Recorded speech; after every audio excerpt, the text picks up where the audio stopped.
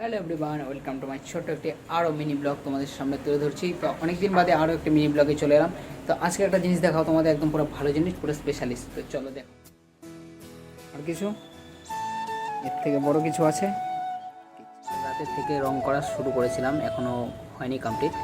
এদিকে ত্রিশুলটা আছে, ওদিকে বাসুবিনা সবাই দেখে দিচ্ছে। দেখো এখনও কিছু হয়নি, এখন সবে মাত্র ঠাকুরটা রং করা স্টার্ট করেছি। বাকি এখন অনেক কাজ বাকি আছে। তবে হ্যাঁ, আকাশটা নাই, পুজোটা আসলে আকাশের ওয়েদারটা একদম খুব খারাপ হয়ে যায়। এই শ্রাবণ মাসে বাকি 15 দিন যে গেল খুবই ভালো গেল। এই যে এখন 15 দিন পুরো হয়তো বৃষ্টি থাকবে। তো যাই হোক, পূজা চলে আসছে মানে বৃষ্টি কথাই আছে। তো গত বছর বৃষ্টি হয়েছিল, তার আগের বারও বৃষ্টি হয়েছিল।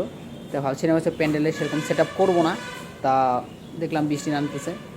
তাই জন্য ভাবলাম যে বৃষ্টি যখন নামছে প্যান্ডেল কিছু একটা করতে হবে।